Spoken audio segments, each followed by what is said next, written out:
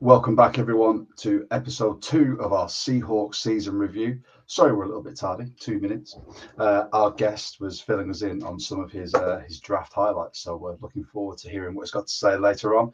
Thank you to everyone that tuned in with our first episode with Rob on Thursday. That's still available on our YouTube channel. If you haven't yet, feel free. You can like, subscribe, hit the notification bell. Really helps us out with the visibility, helps out everyone in our community as well. And if you'd like to join our community, you can join our Discord.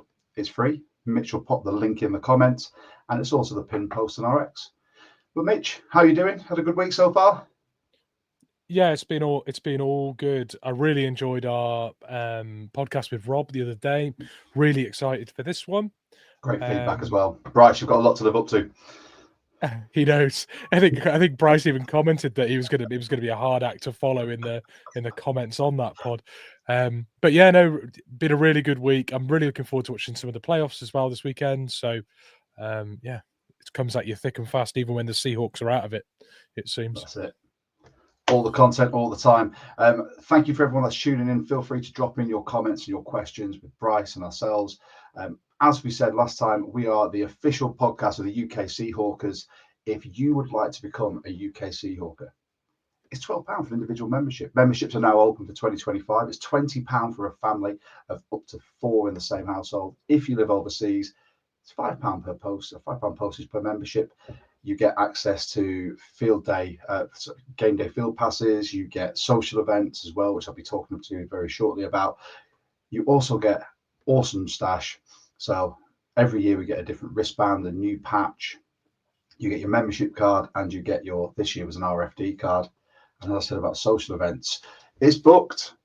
Glasgow, we will be there on the 3rd of May at Admiral's Ward and Waterloo Street in Glasgow. All the UK Seahawkers will be getting together. We'll be sharing Seahawk stories, getting to know everyone. If you're a UK Seahawker watching this, come and find us, jump in our Discord. We'll try and arrange for everyone to be at the same hotel. We'll get some drinks together. We'll have a good old time and party. And lastly, Seahawk of the Month is back. Check your inboxes. You will have an email from your chapter president, and they will be asking you who you'd like to nominate for whatever reason you see fit. But with that being said, Mitch, shall we hit this music and bring Bryce in to do our second Seahawks season review? Nice.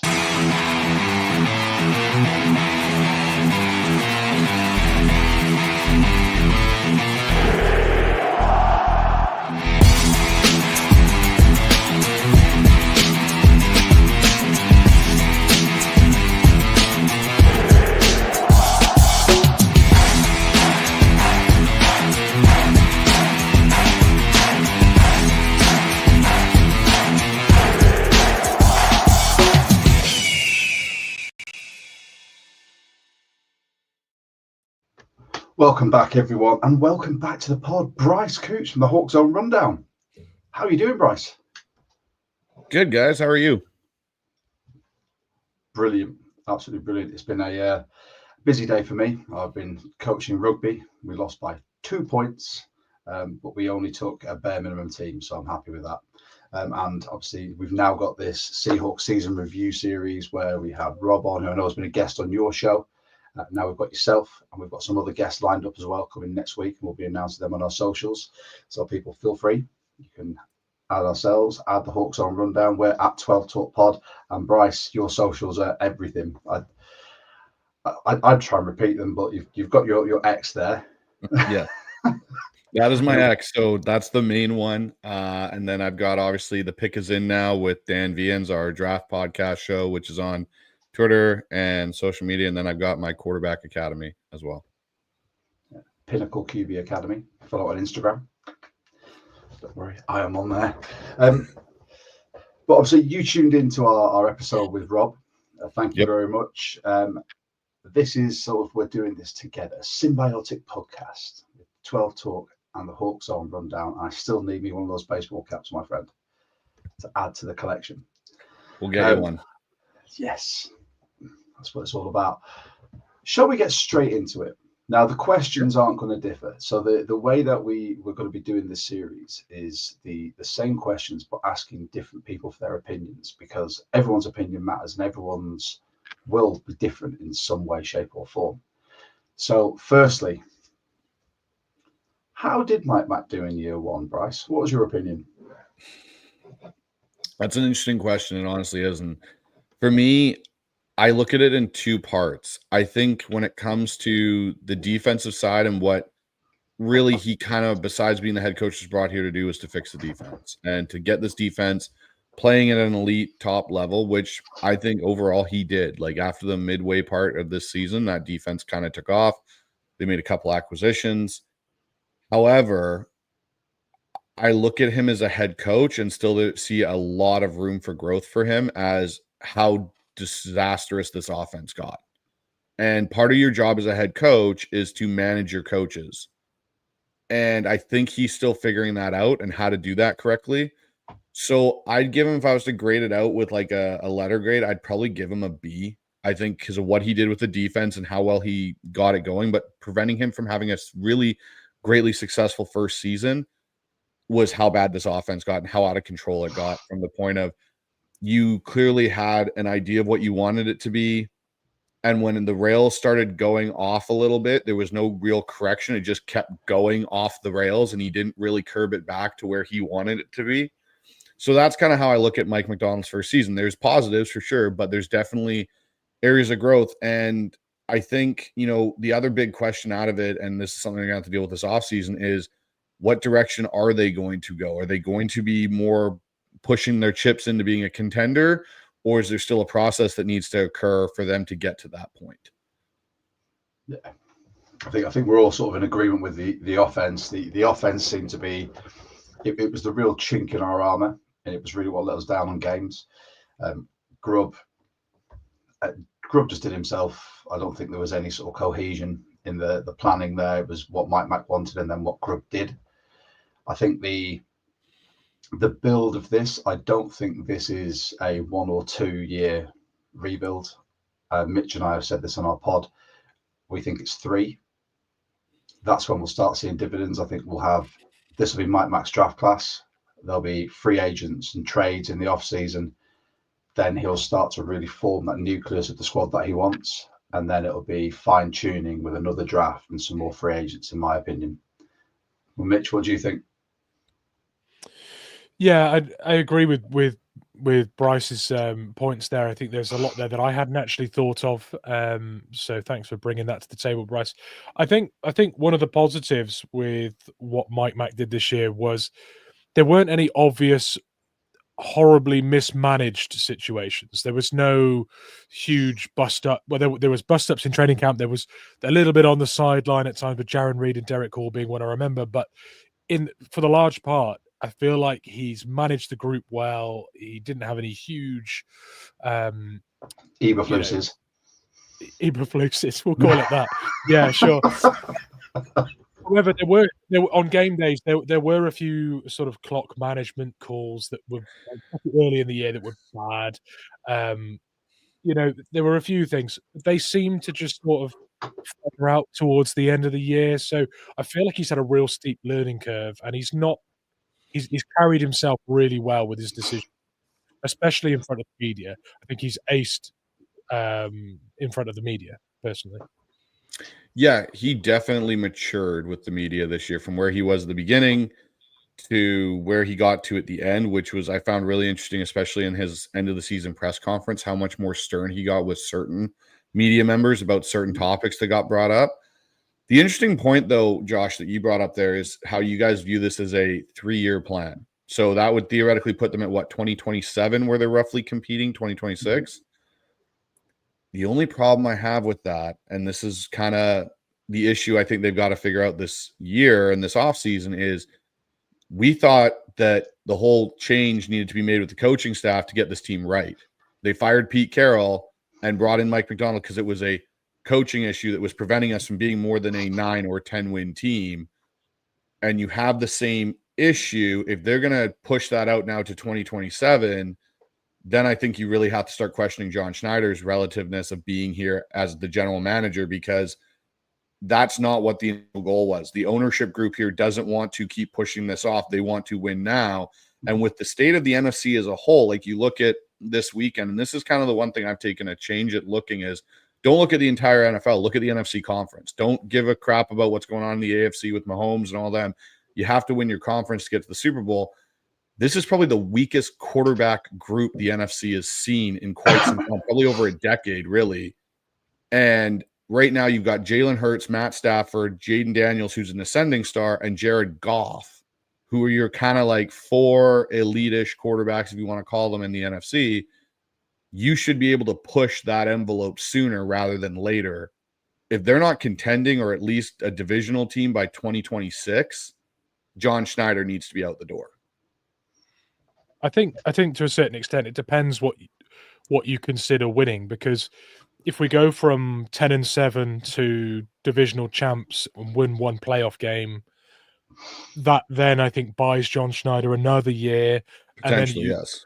But there does have to be those steps taken. If without that, John Schneider's seat gets hotter and hotter, and I don't think he lasts more than 2 years if those steps aren't clearly being taken. So as long as we're progressing and Mike Mac's roster is becoming more and more competitive, honestly, I think the two of them can grow together and it can work.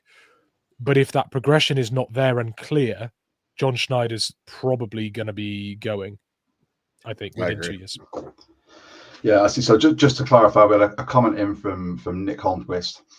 3-year, finally in fourth could contend. So the way I see it would be by year 3, we'll be contending. So I think next year we should be a playoff team. We might make a decent playoff run. That's the way I'd want to see the progression of this team. So obviously we've missed out, even though we had 10 wins, we missed out narrowly. I think next year we'll see us in the playoffs, if not as an NFC West champion, because the division itself is up for grabs. I mean, the 49ers took a massive sort of dive off the edge of a cliff. The Rams, don't know how long Stafford's got because his neck, his spinal cord is literally held on by some fishing wire, which terrifies me. And, then you've got the Cardinals who knows what you're going to get there. I think with an off season with Mike Mac at the helm, I think he's going to be able to start formulating this team and making them play the way they want. He'll keep the players that he has. I think he does have that, the nucleus of a lot of players there. But to add to what you were saying there, Bryce, the more the can gets kicked down the road, the more we're going to start wasting these rookie deals as well.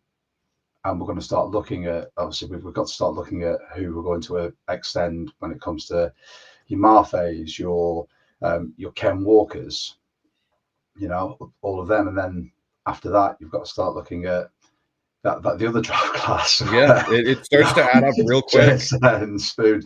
And this is where I don't want it to kick on too much, but I think by next year, I think we'll be possibly NFC West champions. I don't want to, give it a kiss of death, and I'll touch wood.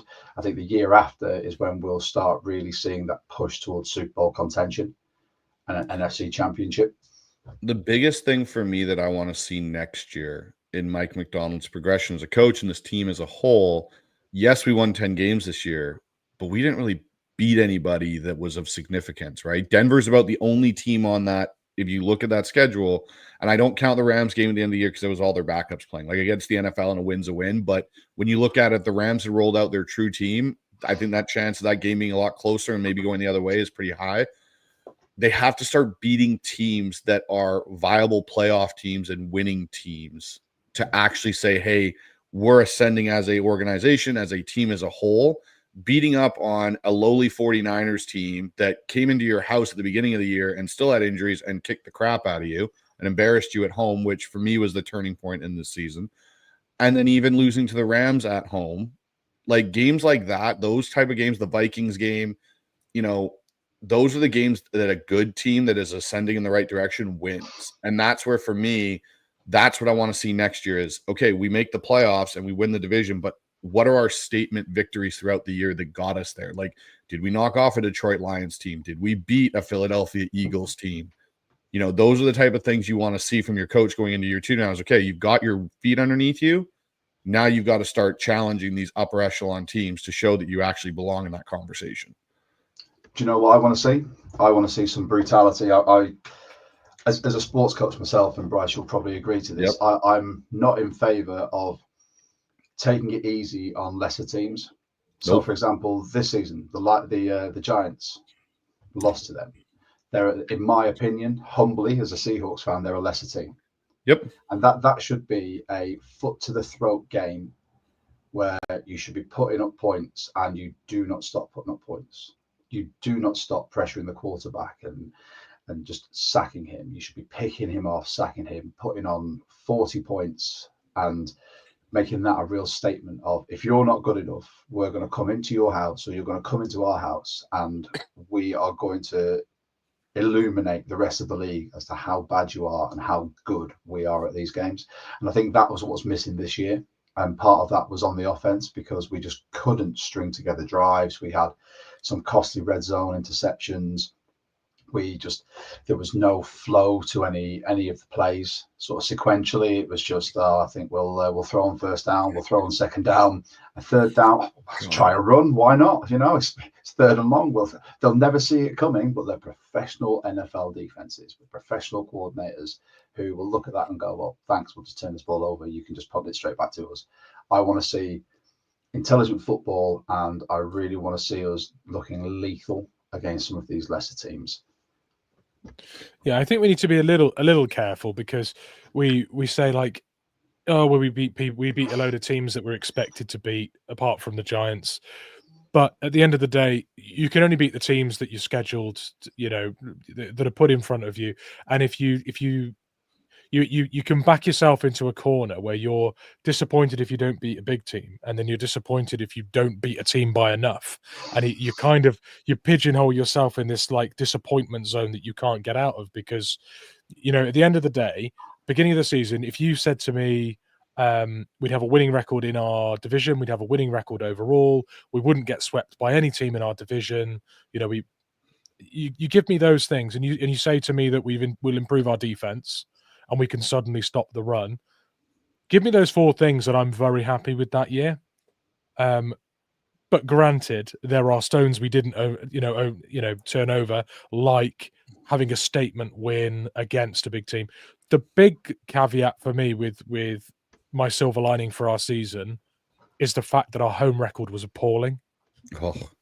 That upsets me, because we are renowned for having that home field advantage, and we gave it up this year. That's the only really disappointing thing for me. More disappointing than not having a statement win over an NFC team like the Lions, where we shot ourselves in the foot early on and then decided to go toe-to-toe with them all the way through the game, but never recover from our initial start.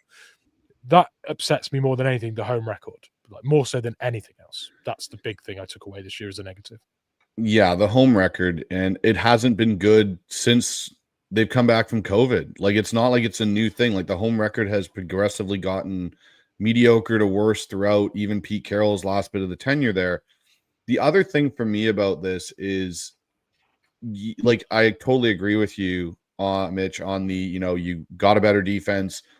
We won 7 games on the road, which is ridiculous. That's another thing that, when you see a 7-1 road record, you're like, oh, wow, they must have won 14 games if you were to look at it without knowing the entirety. The biggest thing for me is you have to win the NFC teams that you play. And the AFC games don't count as much towards your tiebreakers. And that's what killed the Hawks. If they win and they split either the Packer or Viking, win one of those games, then the Rams game has totally different significance, and you're not playing for the 5th tiebreaker. And those were the games where it was the Giants game, it was the Rams game, it was the Vikings game, 3 games against NFC teams, and all 3 of them have one commonality in them all. They were all at home, and you lost all 3. Those are things you can't do if you want to be that team that we're talking, that we think this team can get to. You can't do that at home, especially if you'd said, okay, like, hey, you lost 2 of those games out of those 3, and 2 of them were on the road. There's a little bit more of a, okay, you were playing in Minnesota, or you were playing in LA. Okay, a little bit different. You won the home version. You split it that way. Okay, that's fine. You can't lose 3 of those games at home, and especially the Giants one. That was absolutely ridiculous. Yeah, Hawks fan Matt Man has commented as well, just saying, if you told me we'd be 7-1 on the road before this year, I'd have expected 14 or 15 wins. 100%. I think that's exactly what you just said as well, Bryce. It's that stat in itself highlights a lot, because if we can do that on the road with the way Lumen used to be, rocking, where opposing quarterbacks just couldn't throw a ball, they couldn't hear cadences, no one could communicate, then that should be the exact same for a home record. There should be maybe 1 or 2 losses there and the rest all wins, but that's just not the way it's going at the moment. So overall, Mike Mac's first year, meh. For me, it's a meh. Like, you did what you were supposed to with the defense, but you failed in other aspects as a head coach. Might be a bit harsh, but that's just the reality of being a head coach now. Like, this team's not a dumpster team like Carolina, where it's like, okay, it's good, we got to 6 wins. Like, you're taking a team that has been floored at 9. You should be able to push them above. All right, Mitch, go on. Yeah, so in terms of a standout moment this year, you watched the last show, these questions are coming probably. You've probably I do. about it. Yep. I'm prepared. I'm prepared for these. I sent him the list. Yeah, what stood out the most for you this year? In-game or transaction-wise? Like, it can be anything. What moment in our season stands out the most?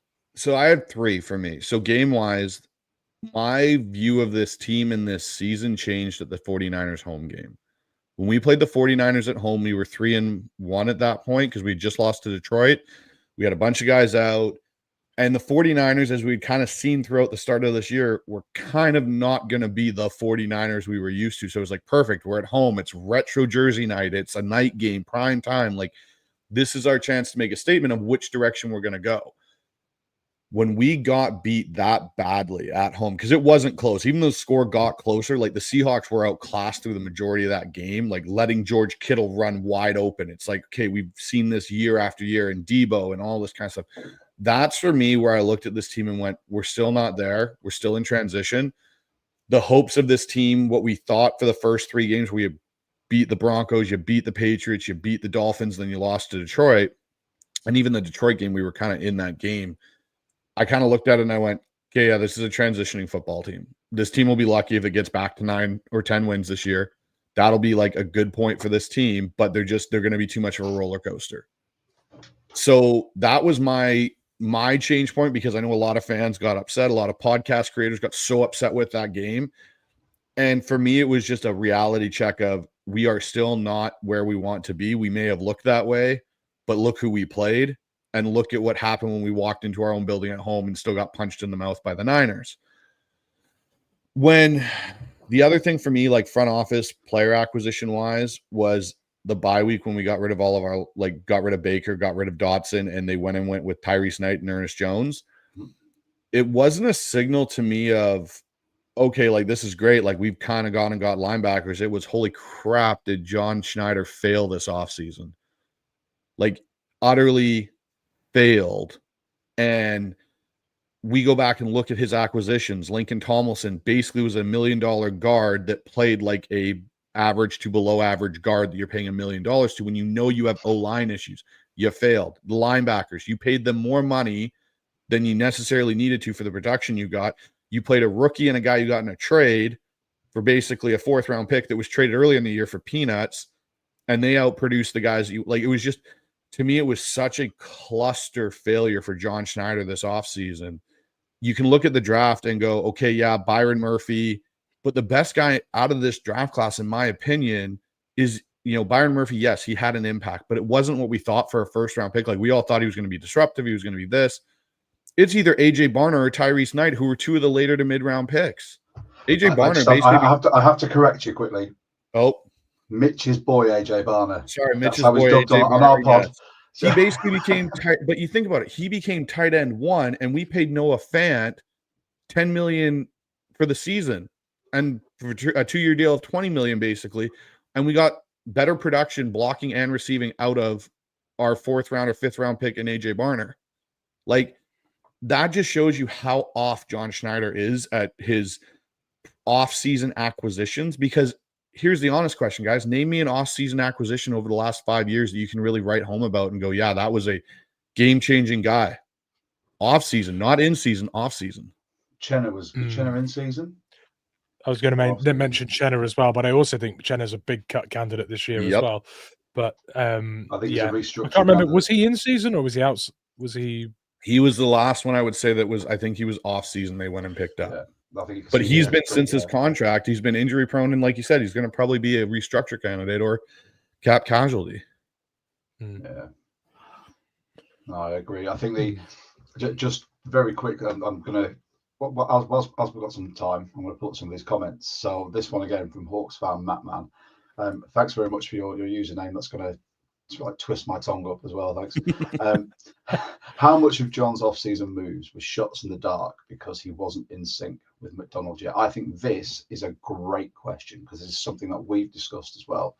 I think a lot of this, it was unfortunate that there wasn't enough time with Mike Mac to have his coaching team, his game plan, his philosophy in there earlier, obviously due to him being with the Ravens. And I think when he came in, it was a matter of him turning around to John Schneider and going, this is the type of player I want.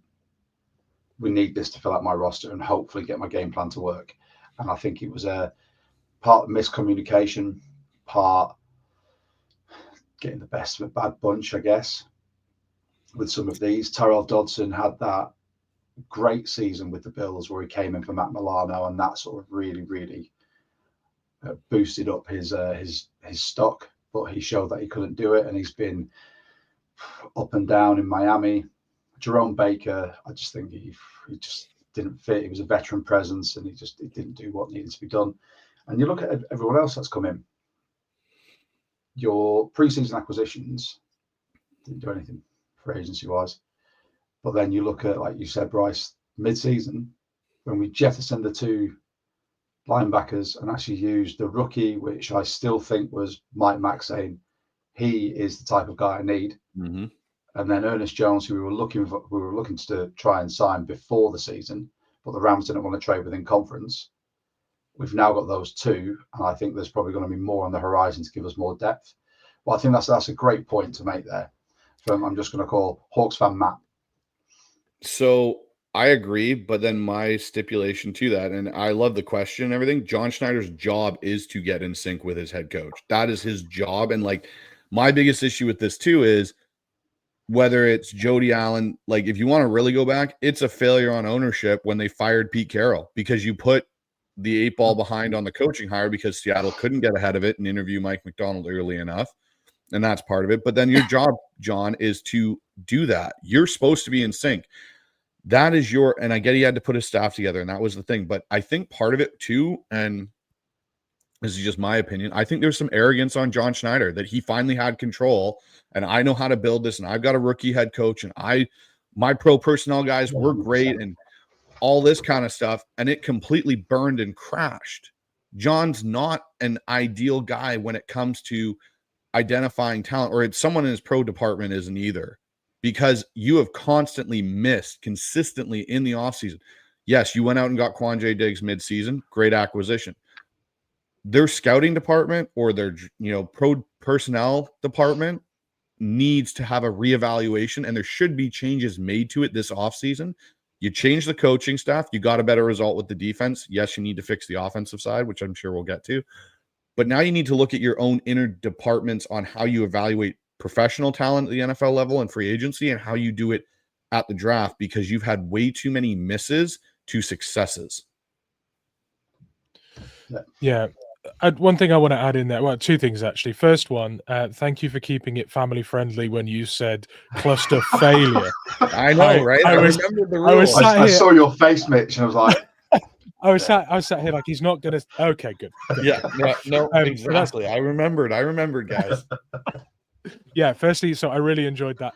The other thing is, I remember back to the that period of time, and when John Schneider was talking about Jordan Brooks, not being re-signed, he said he basically admitted dropping the ball and being late to getting to the table with Brooks. So when you admit that, you also would then admit that Dodson and Baker were plan B. That is what you've sidestepped to doing. Yep. So if you've rushed that acquisition and not synced with your head coach, that follows on from being late to the table in renewing a star player on our own roster. That is a compounded double error. It never needed to get to where it got to. However, the bright side to that is maybe we don't go for Ernest Jones if we've paid Jordan Brooks.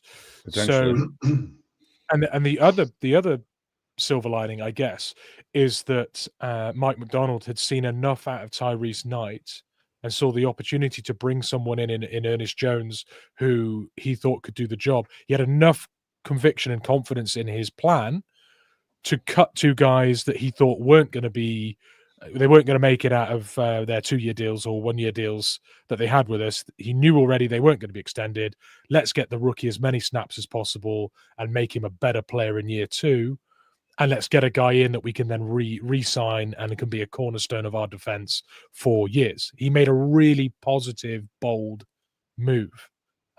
So I think there's negatives to John Schneider, and there's also Mike MacDonald almost sort of fixing it for John in season.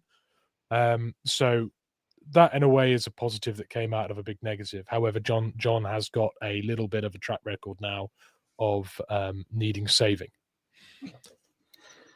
Yeah, it's worrying, isn't it?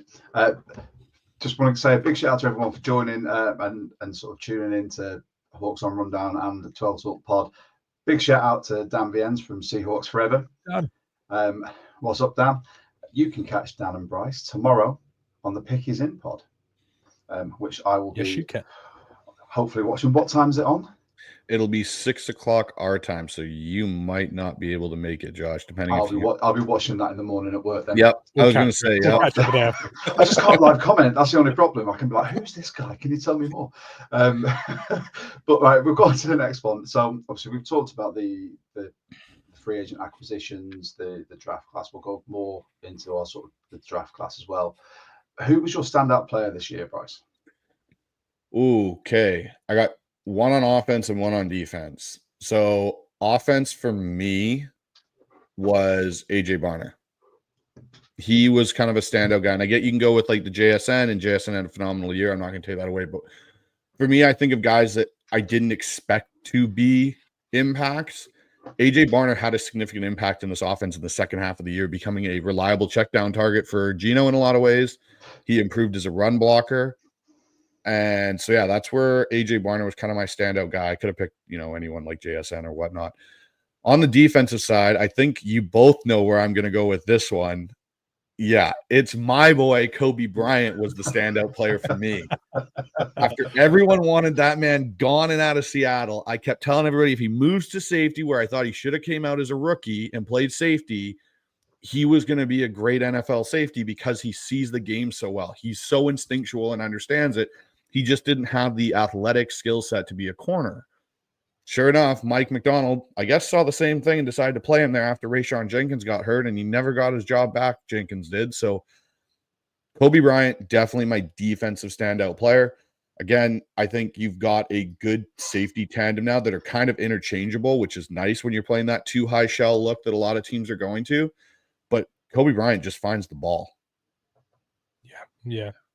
His instincts are unbelievable. We saw it in his rookie year. We saw it in his last year in college when the ball was just going his way, and he just absolutely soaked it up. Every opportunity thrown his way, he made people regret it. But like you say, he was a bit of a square peg in a round hole. He didn't have the athletic traits to be able to keep up with that at this level. And Mike Mack has really found a role for him in this defense that I think will now continue and flourish. I think what you saw drawn up for Kobe Bryant this year is not going to be what's drawn up for him next year. That was baseline. It really excites me that he is going to be able to tap into that potential. So I think that's a really cool shout out. He wouldn't be on many people's list necessarily as the main guy, but I definitely think he's probably the most improved guy for me personally. So love to see it. Absolutely. 100%. And Bryce, I just love the fact we're on the same wavelength. I said I think since his rookie season, He's not got the elite athleticism to be able to be a corner in this league. He would get burned by so many elite wide receivers, either with skill. I mean, he can read as much as he wants. Like, he can read a game fantastically, knows where the ball's going to go, can read a play. But when you come up against a Justin Jefferson, a Tyreek Hill, or anyone like that, they will just blitz past you. There's no way of stopping them, and you can't catch up to them. The only way you can do them is by giving them a 10-yard cushion. And we all saw how well that worked when Pete was running his defense. But all everyone does is go, oh, fine, we'll take those 6 yards underneath your cornerback. Fantastic, thanks. Well, and that was the biggest problem, like, for Kobe coming into the NFL as a corner, was if you're going to be slightly unathletic, you have to have some physical attributes to make up for it. So you look at, like, you know, a Richard Sherman type. Richard Sherman had the length and a lot of things he could get away with playing that zone coverage because he was, you know, not necessarily as fluent, but he had some physical things that you didn't. Kobe Bryant was a 6'1" corner, you know, 6-foot corner that was not 6'3", didn't have the arm length, didn't have a lot of things, but he fits the safety role so well in the new 2 high because he'll come down and hit you and in the run game and support well. And the one thing about Kobe Bryant that I'll say with Julian Love is, how many times did you feel like, oh gosh, we're going to have a missed tackle from either Quandre Diggs flying in with his head down and not looking at what he was going to hit, or Jamal Adams just throwing a shoulder into somebody and bouncing off? Like, Kobe and Julian Love both were very sure tacklers at the safety position, where if they were near you, they were going to get you down. Like, anyone who's seen me or Mitch on podcasts, for whether it be the 12 Talk pod or a previous pod we were on, will know how much I will rant and rave when it comes to missed tackles and awful tackles. Mitch's face says it all. And like you said, the fact we've not got Quandre, who turned into a bit of a turnstile with just trying to arm tackle everyone, or you had the human missile in Jamal Adams just not being effective. Having 2 really effective tackling safeties has saved our bacon so much this year, because they've been able to stop those plays. They've been able to get players to the ground and not allow them to yak it up against us like people have, or just, you know, just breeze past. You know, here I'll try and arm tackle you, but really it's just me ushering you through up the field, like a matador with a red bit of silk. Through you go. I mean, if we're talking about, so they were your standout players, who was your most surprising player? Who surprised you the most on this roster? Negatively or positively? Doesn't have to be a positive. Negatively was, it's a good one. Negatively on offense, I'd go K9. Was kind of my biggest negative surprise this year. Prepare for the hate mail. Oh, I'm fine with it. I'm very fine with it. And then on defense, I would probably say,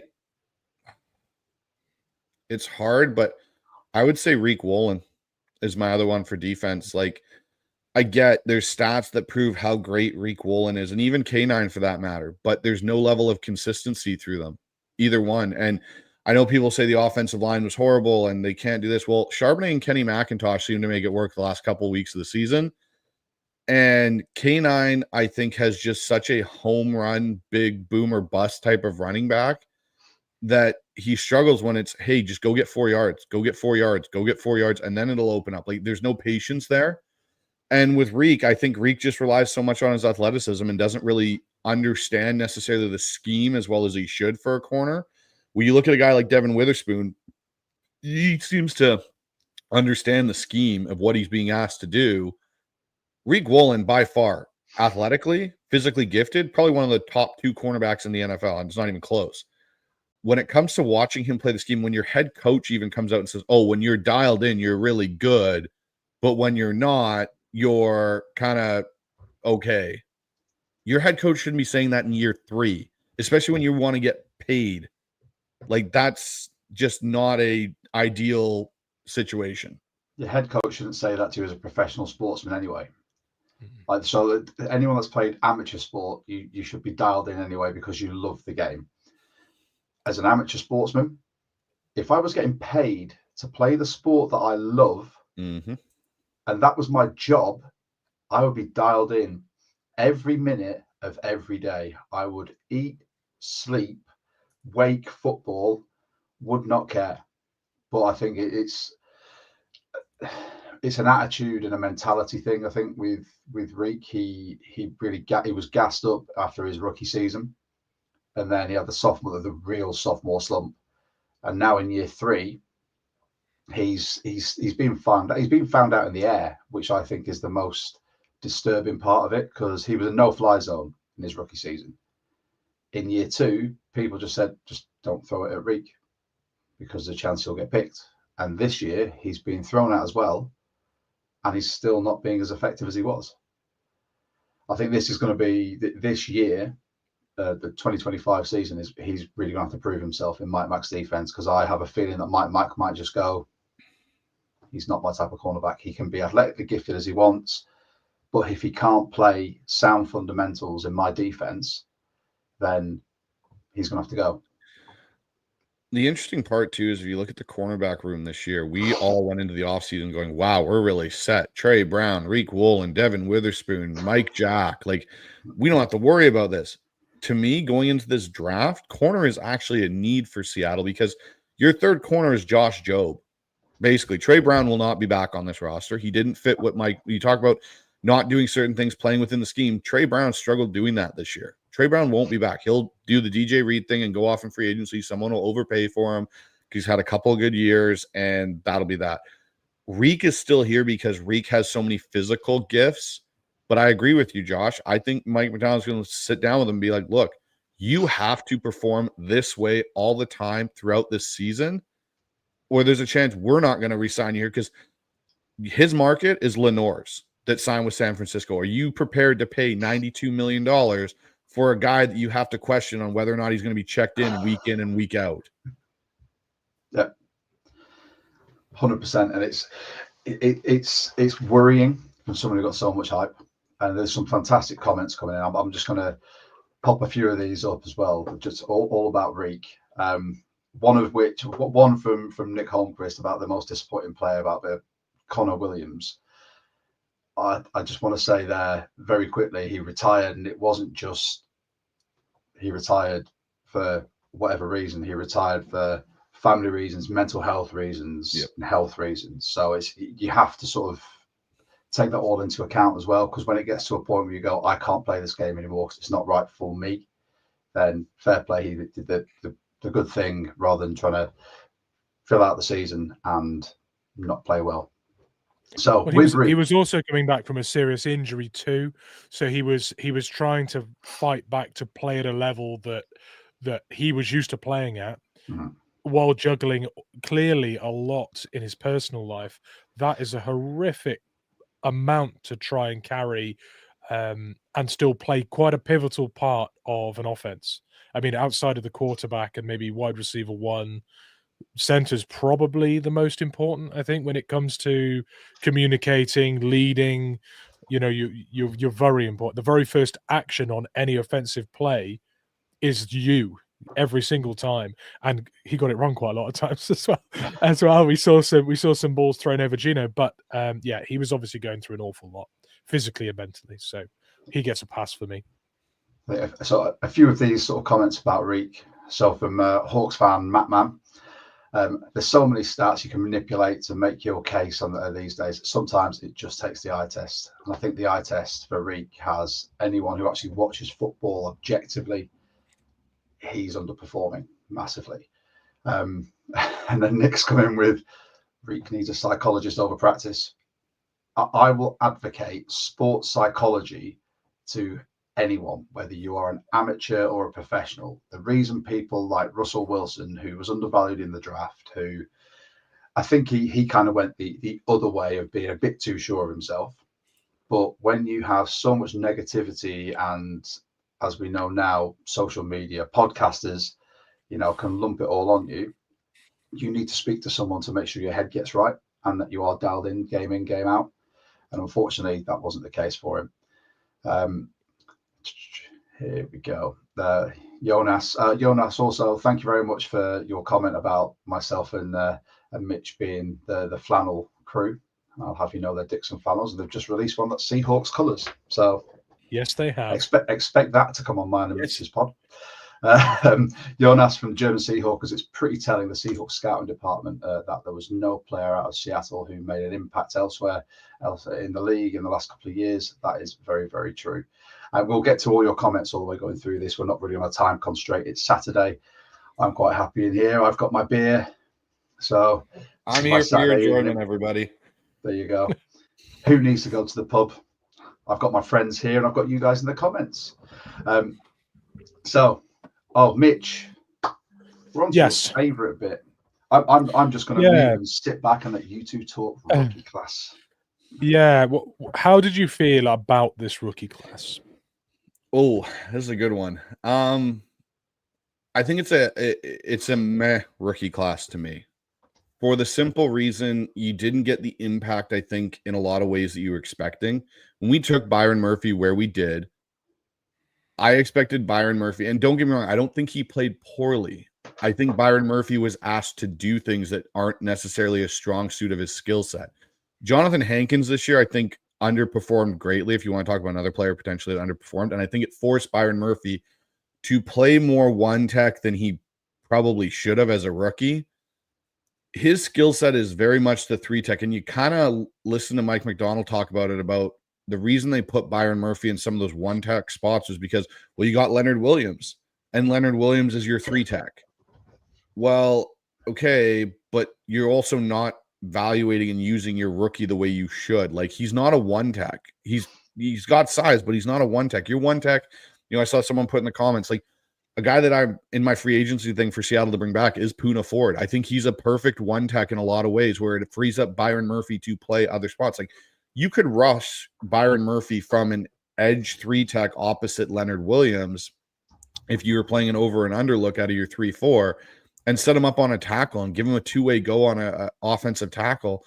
Byron Murphy's going to make problems for people in that regard. You go out of that. Christian Haynes, I think, was overvalued coming out because we didn't have a second round pick, so we ended up taking him in the third.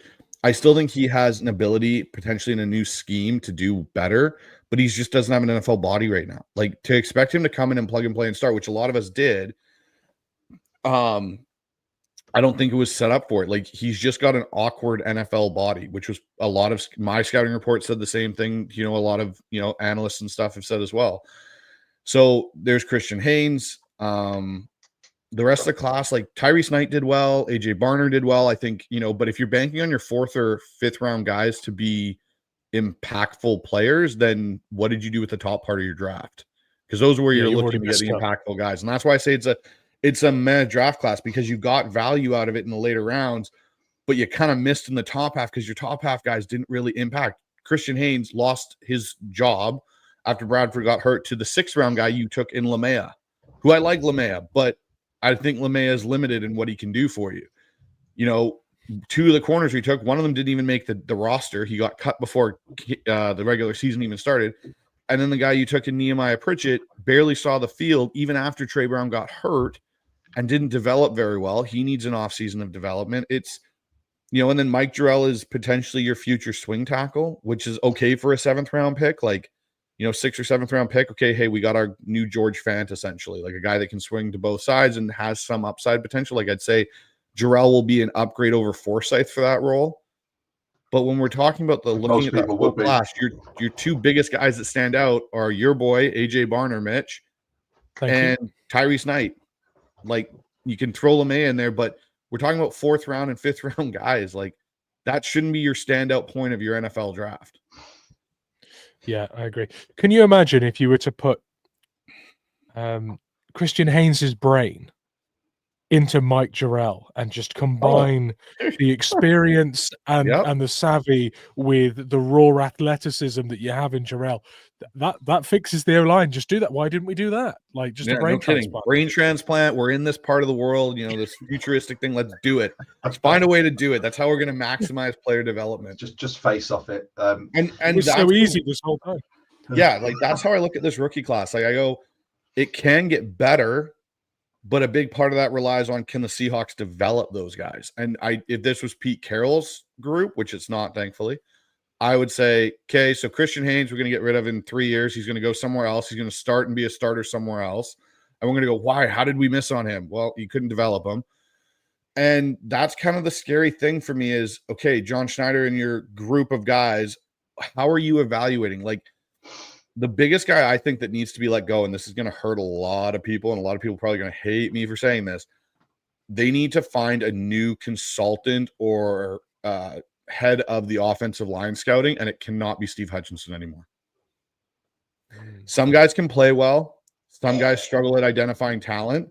Since Steve Hutchinson's been there, he banged the table for Stone Forsythe and even said, and John even reiterated to the public that basically, hey, yeah, this guy's going to be, has the potential to be an elite NFL tackle. Really? Stone Forsythe lost out to a guy that barely didn't even play Division I football. Like, that can't be the guy that's leading your, hey, this is how we're looking at offensive line. And that's why I said earlier in the show, like, they need to really reevaluate their front office and their development and their scouting staff because, and I think Jonas even said to it, how many guys are getting hired away from Seattle like they used to? They're not. Seattle's front office is not getting picked apart like it used to for, hey, we need this guy because look at what he's done in Seattle. And the guy's like, it's just John Schneider is mediocrity at best right now. Yeah, I agree with that. Yeah. There's a common train of thought in football or soccer in the UK with really high caliber players when they try to become managers struggling to relate to average players or young players because they expect them to do things that they could automatically do with their level of talent and not fully understand how to get an average player to be a better player because they were automatically a good player the whole time. They can't relate to it. And I wonder whether with someone like Hutchinson, who just was a top 1, top 2 percentile, offensive lineman, maybe he doesn't quite look at these talents and understand how to bridge them from where they are to be as good as an elite level O-lineman. Maybe there's a gap there. Maybe he just doesn't quite see it. Well, I think that proves to your point because look at Pete Carroll. He was a average college defensive back who never went anywhere, turned around and was able to create elite level players and develop them properly and see the talent in them that no one else. Richard Sherman, Cam Chancellor, like Earl Thomas was his only like first round staple pick guy. Everyone else was a mid-round guy that he developed. Byron Maxwell, finding Brandon Browner in the CFL. Like, Pete was able to do the opposite of what Hutchinson's been able to do. Because name a lineman you can say since Steve Hutchinson has been involved in that selection process that has actually been a good offensive lineman in Seattle. Charles Cross. Okay, well, he was in the number 9 overall pick and one of the top linemen in that class. It wasn't like, Abe Lucas, maybe 3rd round pick. But again, Abe Lucas has, in my opinion, outperformed Cross when he's healthy. But then you look at the interior. Hutchinson was a guard. We have not had a good guard selection or center selection in years. And so that's where I just look at it and I agree with you, Mitch. Like, I think there's a point where you look at a guy like, for example, people have asked, why hasn't Peyton Manning ever gone into coaching? And he's publicly said, I don't know if I can relate to players. It just came easy to me. Yeah, exactly that. There's a big thing in sort of coaching circles, and Bryce, you'll know this as well, that not every player can coach. 100%. So you could be, and you just hit the nail on the head with the Pete Carroll thing. Pete Carroll, mediocre college cornerback. Mike Mack played high school football and didn't go any further. And by all accounts, Mike Mack, fantastic coach. Pete Carroll, great coach, got the best out of these lower value players and coached them up to be elite. However, there's a lot of people out there, a lot of ex-players who you look at and think, if he could teach what he knows to somebody else, he'd be a great coach. The issue is, as you said, some of these players that have these elite traits and just the God-given talent, someone sprinkled a little extra magic dust on them when they were born. They can't tell you how they do it. So it can be a matter of Tom Brady, let's say, arguably the GOAT. I hate saying that, but as a coach, I mean, he wasn't highly drafted. He has worked himself, but he had the talent. As a coach, you've not seen him go into coaching circles full time because I think if somebody asked him, how do you do this? How do you read that? He would just go, well, it's just this. Like, it's easy. I've got even a better way to look at it, Josh. Name any substantial starting NFL quarterback or Hall of Fame level NFL quarterback that has turned around and been a coach, a head coach or an offensive coordinator and been successful. Everyone wants to talk about Kevin O'Connell. Kevin O'Connell was a bottom barrel backup in the NFL. Like, you look at most of these guys, Zach Taylor, Zach Robinson, a lot of these guys, they're, you look at them, but then you turn around and look at coaches that were successful. Well, Doug Peterson was a backup in the NFL, right? You look at a lot of quarterbacks. Mike Kafka has been a decently successful offensive coordinator at points. Guys that were the backup that didn't have the physically gifted abilities, had to work that much harder in the film room to understand things, to do it. That's where you see them make that transition a lot easier. Agreed. Anyhow, that's my small rant on that. I'll leave that be. I'm completely on board with it. I think you and I, as sports coaches, both have sort of the same mentality on that. I've got two questions for you. That's right. I'm going to dip into rookie stuff. It's very rare for me. This is Rich's bag, but I'm Mitch's bag. But I'm going to just, Mitch, did you okay this? Did you sign off on Josh? He didn't. No, I've not, and I'm already sort of clenching here. So, one, as a coach, the Byron Murphy thing about him being a better three-tech than a nose, I completely understand that, and I completely agree. However, I think Mike Mac said this as well. If you've got a hot hand, you keep dealing it. And I think Leonard Williams proved it was a hot hand, which makes it so difficult for you to then develop that rookie. And the way I see this, I think if Williams wasn't as successful rushing the passer this season, I think we would have seen those two roles flipped.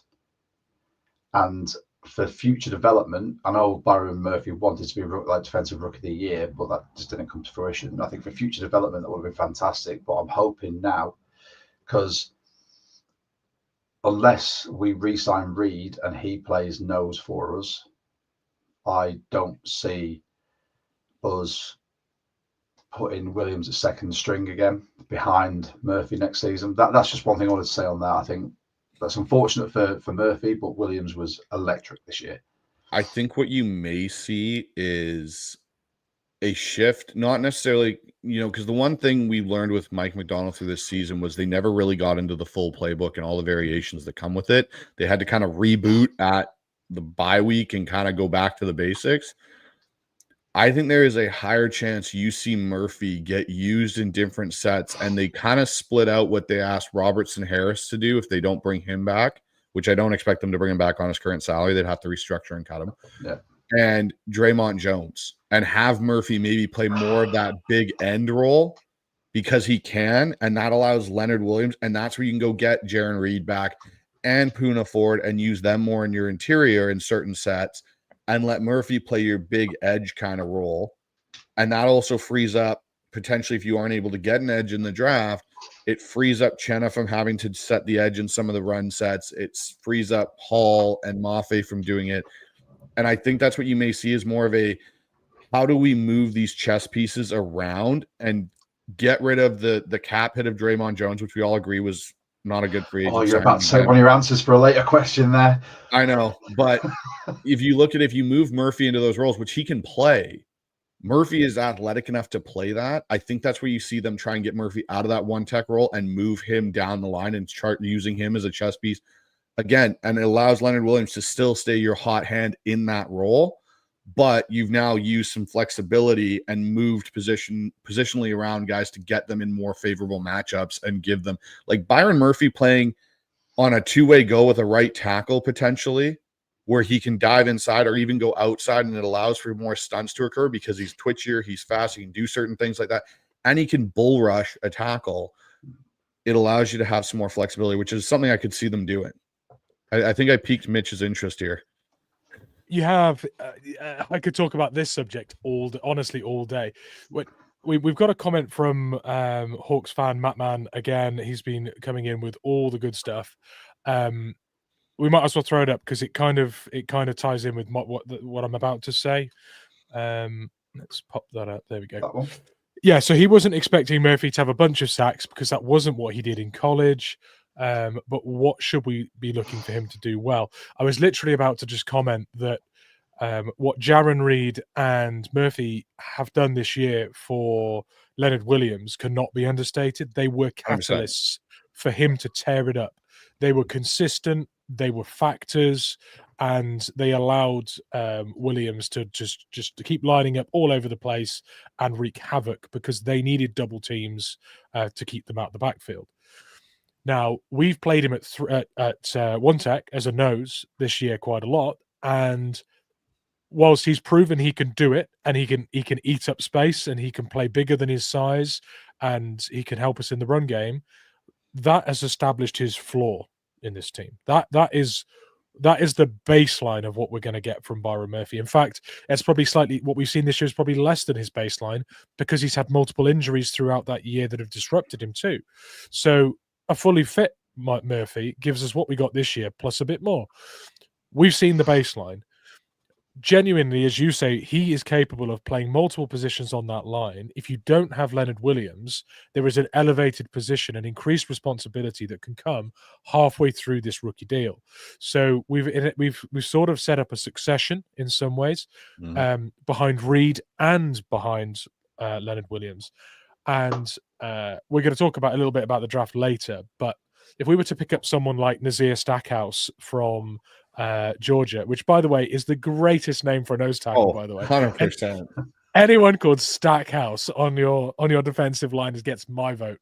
But there's a bunch of good noses in this draft that we can pick up that would mean Murphy gets an elevated role in year two. And as I say, I think we've seen his floor, and it's good enough. It's not a first round pick, amount of production, but as Matt mentioned, that wasn't what he did. Finishing was a weakness of his game. He didn't get so many of the sacks as he should have done for the penetration and the chaos that he caused.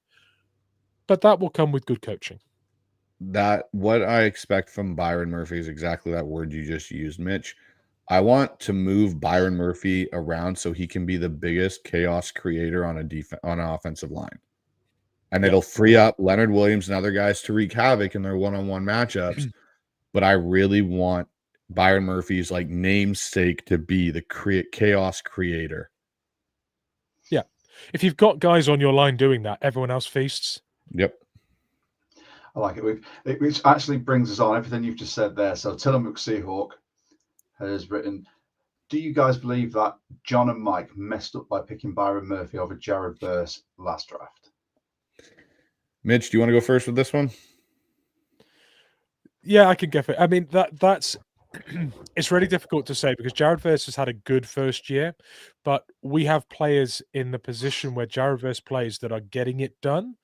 Granted, Jared Verse could be an extremely effective player for the next 10 years, and I'll eat my words, but we had more pressing needs on that D-line in terms of stopping the run and allowing. As soon as you stop the run, the ball gets forced into the air. The DBs are in the game, and we can start making turnovers, etc., etc. You keep the quarterback in the pocket. That is what you have to establish.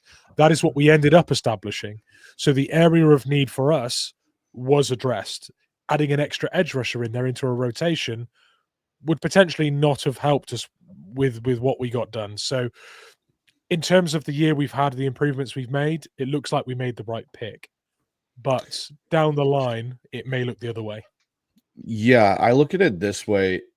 Hindsight's always 50-50. And yes, Verse has had a great year. But I don't know if Verse comes on to Seattle if it helps our run defense as much as we think. Because our biggest problem wasn't necessarily the outside. Because we had Chenna still here who, when Chenna's there, he's effective. And we were banking on Derek Hall taking a step, and Boy Mafe continuing that consistency at what he had done. You had three guys. And yes, I get Jared Verse is a game changer, and don't get me wrong, but I don't think you can plug Jared Verse into the middle of the run defense and he's going to be that all effective. He's going to get blown out of there. And that's the thing where Byron Murphy, he fit the need we had. We needed to solidify the interior part of our D-line and fix that, which we have done, and it stopped the run. And now all of a sudden we put teams in more passing situations and so on and so forth. And it also alleviated the ability when you played Byron Murphy and shored up that interior D line, it allowed you to play a rookie linebacker in behind it and not have him, because you look at how often Bobby Wagner basically said the biggest key to his success was Kevin Williams, Tony McDaniel, Brandon Meebane, Alan Branch, like all these big guys that were in the middle of that defense so he could run around free. If you don't have the interior D-line, yeah, you can get the pass rush all day long. But if I'm a team and I know that you've basically only got pass rushers, cool, I'm going to run the ball down your throat until you find a way to stop me, which is not going to be the easiest thing to do. Agree. I've got one last draft class question before we move on. So we were talking, and everyone's disappointed about Christian Haynes and the fact that he didn't fit what we were doing. I don't think he's got an NFL body type. I'm going to ask you to put your OC hat on now, Bryce. Okay. With Christian Haynes, the way he is currently, what type of scheme would suit him best to get starting reps? That's tough. And we're talking about him playing at guard, right? Yeah. I think with Christian Haynes, you'd have to fully go to a zone scheme. You'd have to let him play angles and play with some of his speed and be able to combo up to the second level and get on a linebacker. He's not a gap power run guard because he just doesn't have the anchor ability for it and the ability to move people out of a hole with his anchor.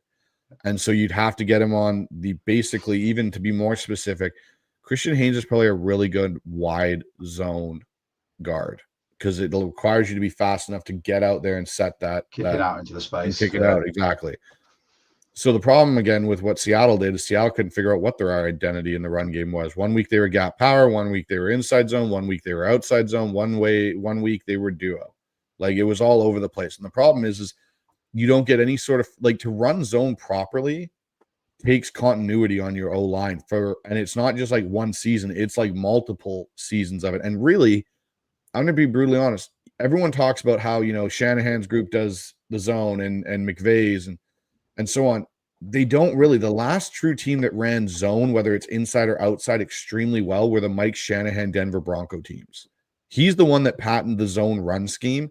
That was the last true group that ran it effectively, but that was also because you had smaller linemen and they had played together for years on years, so they knew exactly what the tell was when their guy had his guy and could move up to a second level.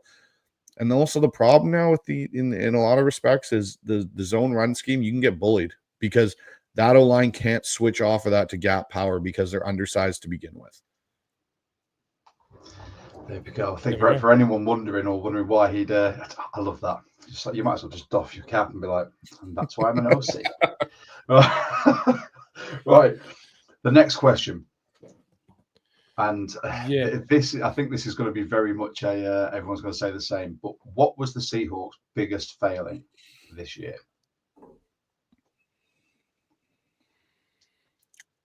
Oh, I know what you want me to say. No, I want you to say what you want to say.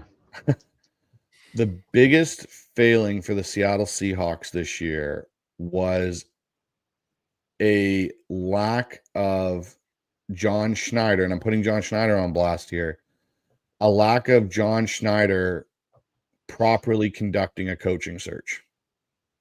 Because if he and the ownership had figured out their stuff earlier, you could have had potentially Mike MacDonald figured out earlier, potentially, and that's your guy, and start putting together some of his other pieces that were already out in, the ether of coaching. So whether that's Arthur Smith, who was who he wanted, you got to remember when Dan Quinn became the Atlanta Falcons head coach, they knew that going into the divisional round, he was going to be their head coach. And he started putting together Kyle Shanahan and all the other pieces to his staff. So as soon as the Super Bowl was over, whenever Seattle season was over, he would, boom, done, gone. Okay, I got my staff, we're good to go. Problem for the Seahawks coaching staff was you got put together so late in the process because Mike MacDonald really didn't know he was going to be a head coach till after championship weekend. And if you had been John Schneider and they had, done their due diligence and the ownership group had gotten rid of Pete Carroll earlier and John could have get, okay, we have our interview with Mike MacDonald before wild card weekend. This is our guy, because it seemed like conviction that John Schneider knew Mike MacDonald was his guy. Then he can go, okay, Mike, who do you want? You're going to be our guy. We can, whether they release that to the NFL media, but this is our guy and he's going to be the guy. Okay, Arthur Smith, you're his handpicked. Boom, you're in. so on and so on. You can start compiling who his staff's going to be. So when the minute the season ends for Mike MacDonald, he shows up in Seattle, signs a dotted line. Okay, good. We're now going and off and running. Problem is because John Schneider and the ownership group took so long with Pete Carroll and his decision, it pushed everything down. And that's how you ended up with Ryan Grubb, because the offensive coordinator options were limited. You didn't have a lot. You had, and the defensive side, I was never concerned about with Mike MacDonald because you knew he was going to be running it. So it was more teaching people his system than it was having to bring people in that fit it.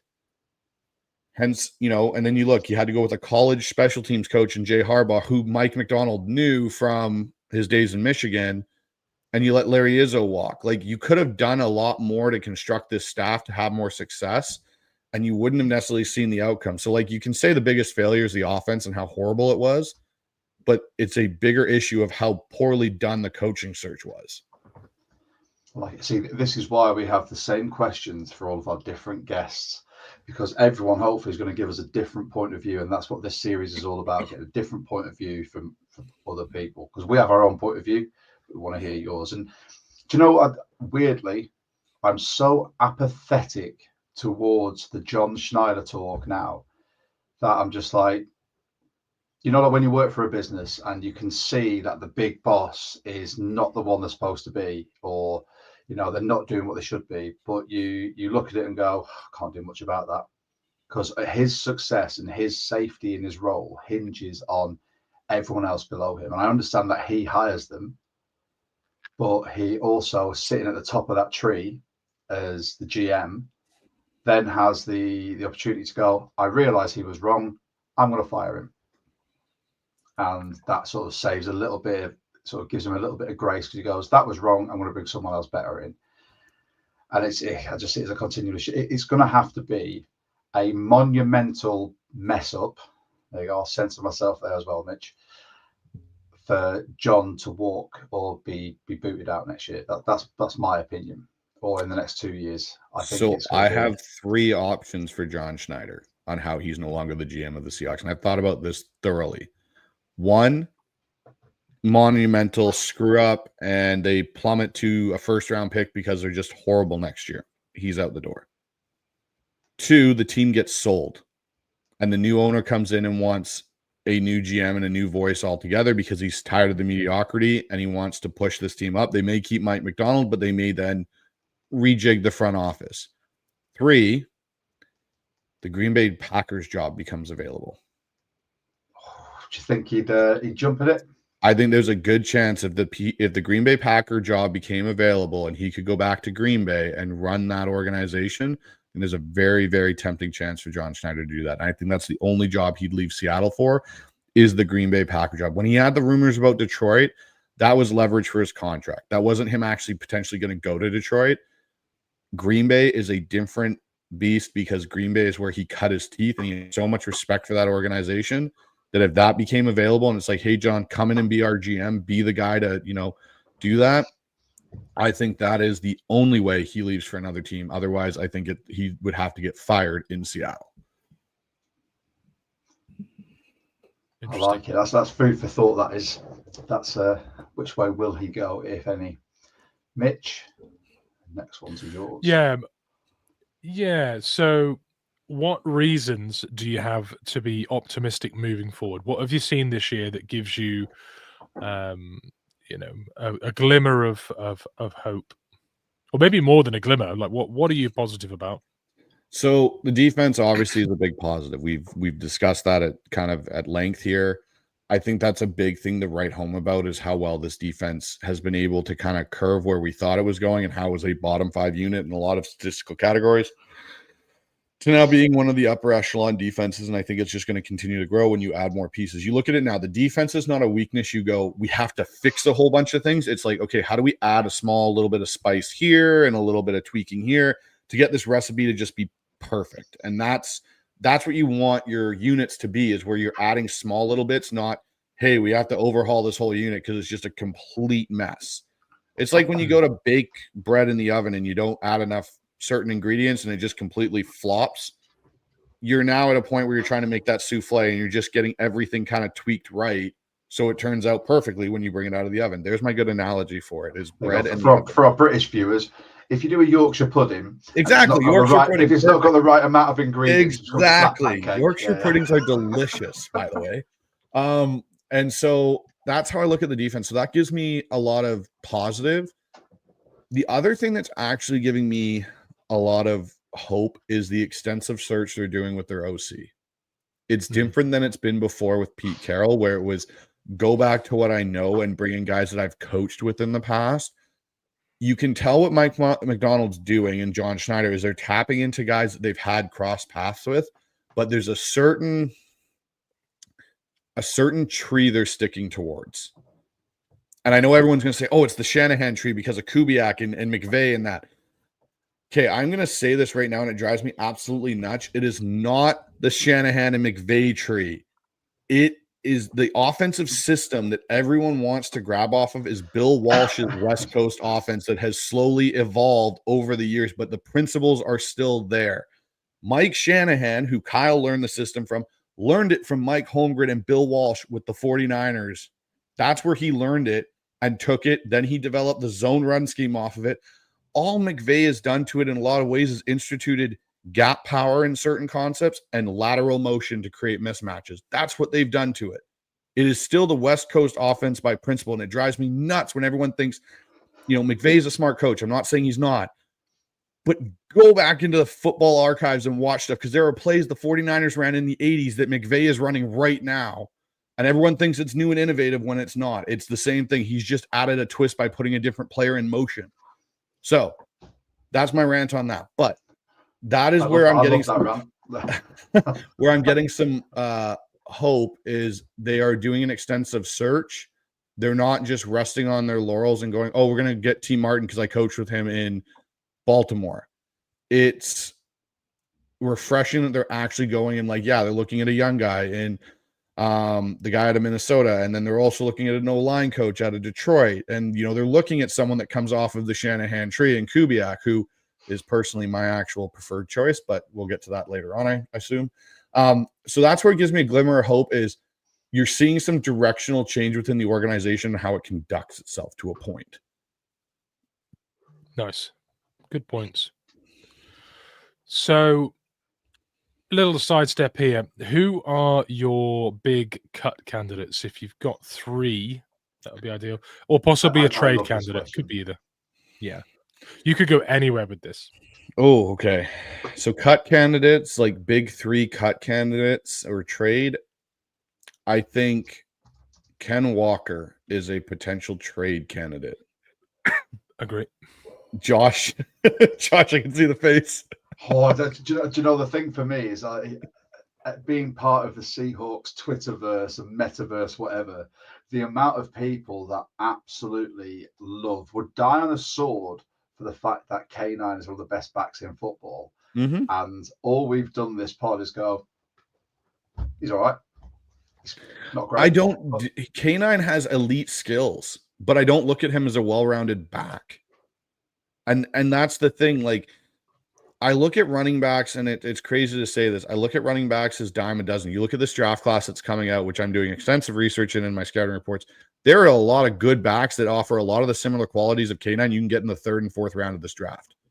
Running back is coming back to the forefront because the NFL is going through its cycle. The RPO game is kind of dying, and now it's going back to being power gap running the ball because you're in 2 high shells. Cool, we're going to take advantage of the less box and run the ball down your throat. So anyhow, K9 is a potential trade cut candidate. I think Reek Woolen is one as well, if the right offer presents itself. I think, obviously DK is one that people are going to talk about. I think he's actually going to get a contract extension. Oh, the other one's Geno. They're all kind of the same here. I have my own take on what I think is going to happen with Geno and a potential kind of way that's going to go. But those are the guys I would say that I think are your potential trade. Cut wise, I think Chenna could get cut because of his contract. Robertson Harris are guys that could. I think Noah Fant could be on that same consideration because think the tight end room needs to be reset with AJ Barner being the focal point. And I think a lot of that's going to come with the OC, because I don't look at Noah Fant as a 12 personnel OC. He's not, or a 12 personnel tight end. He's not great in that role because he doesn't block really well. So yeah, those are kind of, and maybe we all know Tyler's potentially a cut, but they could also trade Tyler depending if they wanted to give him a deal and then trade him. Depends who would want to trade for him. Yeah, there's a long list there of players that there are the players that yield the most benefit to the cap, and then there are players that have the lowest sort of level of contribution to the current roster. For what, if you could cut someone or trade someone and draft for the same level of contribution we're currently getting, then that in itself is worth doing, even if you've got to eat dead cap, in my opinion. So there are a lot of scenarios like that. However, we have got Joey Lane cooking the books now, so I do think we'll see some pretty inventive contracts and maneuvers this year. But we need to watch this. I'm very interested to see how negotiations go in the offseason with DK, Gino, other players, because Matt Thomas was a stickler at setting a point of we don't go higher than this. That's it. And John and him were very, very frugal with that. I think it'll be interesting now with Joey Lane to see how much they manipulate it and go, okay, this is it. And you have more of a negotiation of, hey, this is the number we're going to start with, but really that's not the final number they've got in their mind. There's a number down the road a little bit that will be their final set point. So it'll be interesting. Yeah, there's a comment there from Flag Sabbath about mixed reviews. I think you're always going to have mixed reviews about cap, guys, because it is a dark art, the cap. There is a dark art to manipulating it. It's magic.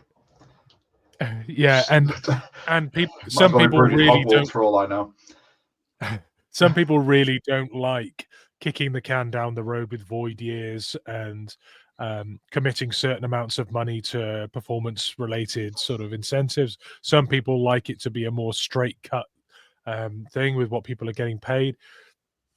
You're never going to have a guy in your organization doing the books and designing contracts that's going to help that's going to be in line with what everyone else likes to see there, from their roster and their cap. But one thing that Joey Lane is famous for, if you can be famous as a head of is an accountant. Let's just say what it is. I mean, he is an accountant, but they gave him a funny time. Josh, sports accountant. Sorry. Accountant. Yeah. One thing that you can be an absolute master of is getting your team out of a tight cap spot and allowing them to contend with what they've got on committed to them for years. And we are in a spot where we need to do that. I'll finish what I'm saying here by just adding one more thing in. We have the third highest cap currently for next year projected, but we also have the third lowest amount of dead cap going into next year. So we have maneuvered ourselves into a position where we might have a lot of money projected next year, but we have all the levers primed to pull. And we've got a guy that's famous for being able to pull them in fantastic ways.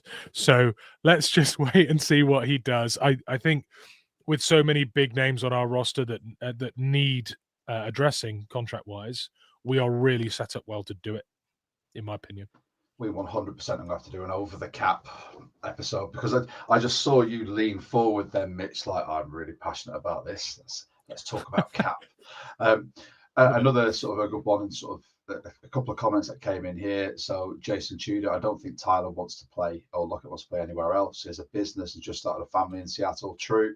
We'll say he wouldn't go to Kansas because he could still run a business from there. Although he is now the Seahawks principal realtor. So he'd be silly to move out of the area, because every time we get a new player in that needs a house or a new coach. I just think the way that season ended for Tyler in LA with some of the stuff that was going on, I think there's a good chance Tyler retires, or he just is kind of, I think if he was to go anywhere, it'd probably be Kansas City because he does have some connection to that organization and in his time there.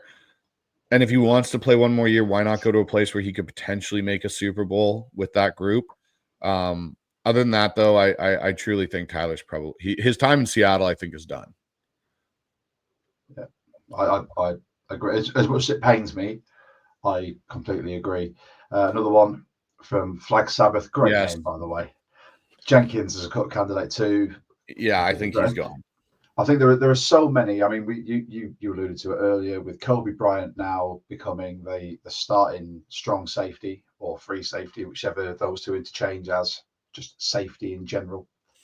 You know, I think Jenkins is surplus to requirements. I think this might be one where we start seeing if Jarek Reed, can take that step up, because he's in year 3 as well now. We might draft another safety if there's anyone in there. Who knows if there's any other free agents that are coming up as well, or there could be a trade. I don't think there'd be a trade for a high value safety, because I think Mike Mac actually likes that tandem of Love and Bryant there. We have got only a couple more questions. But before we go into them, I just want to say thank you to everyone for tuning in, whether you're tuning in through the Hawkszone Rundown or through the 12 Talk pod. Please feel free, whichever way you're doing it, you can like. I got the pointing wrong, Mitch. I was doing so well. I just get the point down. Yeah, I was going to say you've got the easy job. Easy. You can like, subscribe, hit the notification bell to both us and to the Hawkszone Rundown. We love like podding with Bryce and Ryan at the Hawkszone Rundown. We've done it a few times now, and we'll carry on this as well. And also, if you want to speak to any of us, just in your free time, that's not on a pod or in the comments, you can join the Discord.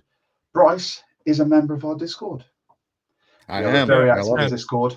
The master of our Discord is on the far side over there, and we've got some. It's not easy when it's not pointing down, Bryce. It's so much more difficult. We've got some fantastic members from all over the world. We're an international community of Seahawks fans who just talk Hawks, whether it's during the season, during games, or in the off season. And we've got some fantastic insight from people like Bryce, and I'll dip in and have a whinge every now and again. And there's memes. We've currently got the draft speculation. I can see there's quite a bit going on there, usually with you two. So if anyone wants a bit of insider knowledge as to what may be talked about on pods, that is the one to go to. Let's get to our last few points. So we asked this to Rob, and I'm going to ask it to every guest we have. What is your 3-point winning formula to success for the Seahawks in 2025? Well, I think the obvious one off the top is fix the offensive line. Like, they have to get, and when I say fix, I don't mean top 10 offensive line unit. I mean, let's be middle of the pack. Let's at least elevate ourselves there. Because if you have and again, middle of the pack offensive line, you're at 16. Like, you're not asking for them to be elite in any category. Just have above average play where you're not in the bottom 5 of every almost statistical category. I think the other key for success is it's a two-parter. You have to find the right offensive coordinator for the next 3 years, and his successor has to be underneath him on the staff. You can't just go and hire your new OC, say it's Clint Kubiak, and not have your successor already on your staff or one of the guys he is bringing that you will then promote to offensive coordinator. So it's with these interviews, like, that's part of the plan too. I think you have to look at with it is you're not just hiring this guy, especially with the defensive minded head coach. You have to do 2 hires in one, because you have to get the next guy ready who's eventually potentially going to take over. And the third thing for success in 2025 is you got to figure out the quarterback situation. And that doesn't mean move off of Geno. That means you have to start figuring out what is the bridge. Because again, I've said this on my show. I've said it on a bunch of shows. They are standing. There's a bridge from Seahawk Island, which is the organization. And there is a bridge we are on, and it's Geno Smith Bridge. But we are looking at an abyss, and there is nothing connected to it. We've seen the Drew Lock boat go by. We've seen the Sam Howell boat go by, and now we're just standing there looking for the lighthouse of the next bridge, and that's what they have to find. They have to find the connecting part of that bridge, whether it's in this draft class or it's in next year's draft class. There's some guys in this draft class I think could be your connecting bridge, but you can't just keep standing at the edge of this bridge and hope that somehow it's miraculously going to show up and you're not going to have to put any work to build it. Can I just, because I've got a couple of beers, I'm just going to say, Jason Tudor, Gino Bridge metaphor, everybody drink. I love it. I love it. And I think everyone's going to agree with all of these. So when we have the different guests, or everyone's going to bring a different view on this. The main thing from the last two, that O line is, that has to be top of your list. If you're John Schneider or you're a new OC or you're Mike MacDonald, that needs to be built properly. The Gino conversation is one I love, because I love seeing how toxic people are. I love seeing how well-rounded and thoughtful people are, like yourself. And I love seeing those that will defend him with nothing else apart from the fact, look at his redemption story. Look at he's done. Okay, fine. Anything else? Nope, just that. Okay, fine. So I think that these are all going to be fantastic conversation pieces. I think, Mitch, what I'm going to do every time we get one of these, I'm going to jot them all down, and we're going to have to come back to all of them and just sort of put tick boxes. Let's see what happens. Like it. Right. Oh, it's two more, and you've already told us the answer to this. Who is your OC preference? Well, I actually have two. So I have two. So I really like Clint Kubiak as an option because of a couple things. You're tapping into an NFL schematic history that goes back to the original guy that created it, through Mike Shanahan, back to Mike Holmgren, back to Bill Walsh, where that offense is kind of a derivative of. And you're going to have someone he can tap into. Clint can always turn and be like, hey, you know, Dad and Gary Kubiak, I've been struggling with this. What are some ideas you may have? Like, if he actually needs help, you have some sort of a database to go and collect from. Also, Kyle Shanahan, I don't think hires him and speaks highly of a lot of coaches unless they actually have the ability to go out and coach and do things. You know, you put a stamp kind of on Mike McDaniel, and people say, oh, well, Robert Saleh was a failure. Well, Robert Saleh's defenses weren't really a failure. They were quite good. And he's going to probably end up being a thorn in our side again here in San Francisco rather shortly. And so, you know, Shanahan, Kyle helped with McVay and that whole culture, and a lot of those guys, Matt LaFleur and so on. So you can see the branches that have gone off from this schematic tree. So that's why I like Clint Kubiak. And I think he's going to have good resources for an O-line coach. He's going to have good resources for building a very good NFL staff.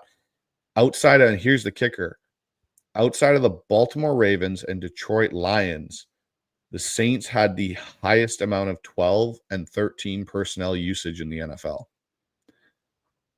which is something, if you listen to Mike MacDonald's post-game press conference, or post-season, end-of-season press conference, sorry, I should say, he alluded to how much he likes Jim Harbaugh and the way they play offense. Well, the Chargers do the same thing with Greg Roman, and use a lot of 12 personnel and 13 personnel to create matchups.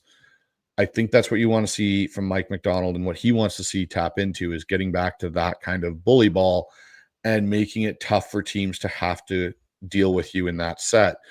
Now, Grant Udinski and Hank Fraley as a combo is my other one that I like. I like that because you're getting your potential heir apparent in Udinski if he needs a year or two to figure things out. And with Fraley, or Haley, I should say Frank Haley. I keep saying Fraley, but Frank Haley. With him as the O-line guy, you're making a statement about, we're going to fix the O-line. We're going to address the O-line. We're going to get things right. And he's going to have a say in how that looks. My only caveat with those two is, again, as much as people say, oh, calling plays, it's not so much just calling a play. It's understanding the flow of the game, understanding how to manipulate the game and try and get an advantage here and there when you're calling plays, whether it's use of tempo and different change of place. It's not simply as, hey, cool, I like this play and I'm going to pick it. It's, how does this play fit into the sequence that I have going on this drive? And depending on what I predict the defense is going to do to me, what are they going to look at from our tendencies and try and take away? And that's where I think Ryan Grubb struggled so much, is he didn't have any flow to his game plans or anything. It was kind of just pick and hope this works. You can do that at college. You can't do that at the NFL because of how schematically tight units are. I like it. I think the next question is a perfect opportunity for you to plug your new pod with Mr. Dan Viennes. Oh, so yeah. Plug away Okay. before Mitch asks the question. Yeah. Dan Viennes from Seahawks Forever podcast, another great Seahawks podcast everyone should subscribe to. And myself have decided to go on a new venture and have a NFL draft show. So it's a draft podcast. It's called The Pick Is In. We just started. We had our first live show a week or so ago where we did a round one mock, which was interesting to do that because I'm still diving into a lot of things and getting my notes all squared away. Dan will actually be going to the Senior Bowl in a couple weeks here and diving into that, which is kind of cool. And I got to give credit because this was actually me and Mitch's brainchild in the off season originally. So I got to give credit to Mitch. He was kind of the one that we kind of went back and forth on doing this. And, there were some things that came up with scheduling just made it a little bit difficult to do. And so I asked Mitch if I could pivot off with another person, and Mitch gave his blessing to go and do it because he wants to see the show happen. So I thank Mitch for that. But yeah, so pick number 18. It's very, very. That's the question. We're not even asked the question. Mitch, quick, ask the question. Well, he knows the question. I mean, anyone who watched the last show knows. Everyone should know the question. I know how this is finishing. Bryce, who are we picking at 18, dude? Oh gosh. And I sit back with my beer. So in our mock on The Pick Is In, I actually made the statement that Seattle had addressed their O-line concerns in free agency, and I had us taking Jack Sawyer from Ohio State. Because you needed someone. See, Mitch is interested in this part. Now, I'll give you my reasons on why. You have your speed edge rushers in a lot of ways with Mafe and Hall.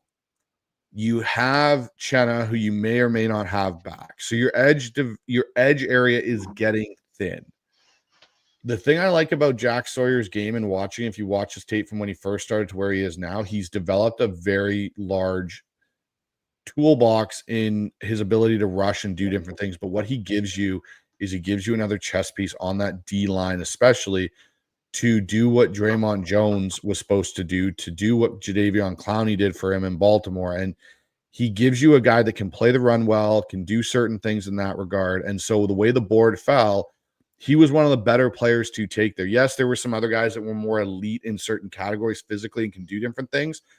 But there was one thing that stuck out to me about Mike MacDonald, again, and you got to listen to how he says things about when they ask about what type of players you want. He wants guys that love football, right? And Jack Sawyer loves football. And you can see it with just his mentality, how he is. He's a guy that's going to come in and he's going to be a guy that is going to, again, lunch pail mentality. Let's go to work. Let's go do things. I'm not going to get caught up in all the glamour and all those things. And yeah, he has been on a tear through the playoffs, and I'm sure we'll see him do some special things in the national championship game. But we also have to look at when we project these guys and what they've done in college versus what they're going to do on the pros. It's a flip of a coin. Like, you're hoping you're going to see some of the same production, but you're also projecting maybe in a different role than what he's doing because there's something he excels at that they're not using in college because they have someone else in their scheme that's slightly better at it. We don't have a big end in Seattle. I know we talked about Byron Murphy earlier potentially being that, but we really don't. Mike Morris has been Draymond Jones. Yeah, who won't be here. Don't talk about Mike Morris because it hurts me and Mitch. I know, but Mike Morris has been a less than spectacular addition. Like, I don't know if he'll even be on the roster next year, realistically. Cam Young has basically been injured and hasn't done anything. So you have two defensive linemen that have basically been whiffs for you in the draft. At the way the board fell, Jack Sawyer made sense because of his character and because of what he actually can bring in a different set for you. So that's why I took him there. What I do think will happen, I think there's a chance Seattle takes, again, I think they're going to probably take a guard, which is what they should do. I think they're going to take not a true guard, though, because everyone's hammering, and I know Rob talked about Booker. I don't think they take a pure guard. I think they take a tackle guard. So I think there's a chance that they take, and I have my list here. Just give me a second, because I want to make sure that, you know. Do you mean a tackle that will convert to guard? Well, that can be a hedge against Abe Lucas or Charles Cross, right? Because we got to think about that in a lot of ways. Like, Cross is up for his, fifth year option potentially. Lucas is in the last year of his deal because he was a 3rd-round pick. So just picking a pure guard and all of a sudden maybe you don't bring one of them back, now you're in trouble. So a couple guys. So Calvin Banks Jr., I don't know if he'll be there, but I think he's the ideal tackle to guard conversion and can then be your hedge against Lucas or Cross. People say Will Campbell. His stance scares the bejesus out of me. Like, it's horrible, and I'm terrified of it, and I think he probably should move into being a pure guard. Wyatt Millam from West Virginia is another name. I don't think he transitions well to tackle because he's got short arms and he's not as flexible in the hips, but man, is he nasty. Like, he will road grade you down the field. And I think he'd be an ideal guy to project in as a guard. I don't like him for the run game as much. He'd be a brilliant addition for Geno. Yes. But then you never know. He could be. He's not terrible in the run game. He's just a specialist in pass pro, and yes, he's a specialist in the pass game. Yeah. So but carry on. I just love that Bryce described him as a human T-Rex, basically. Yeah, he's essentially, in a lot of ways, he's like just a human T-Rex. So carry on. One guy that I do like, that I think you can get value out of both spots, is Urzary, I think is how you say his name, from Minnesota. Mm-hmm. He's a guy if he doesn't, if you decide that Lucas isn't going to be your right tackle after next season, he can play right tackle in the NFL. Like, he will be a solid right tackle and you won't see much of a drop off. But he can also kick into guard if you wanted to get a solid right guard. Now, the last guy I'm going to throw his name out here, Donovan Jackson out of Ohio State.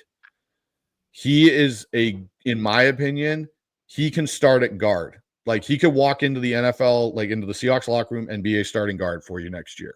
Where we thought Christian Haynes could, Donovan Jackson, he's 6'4", 320.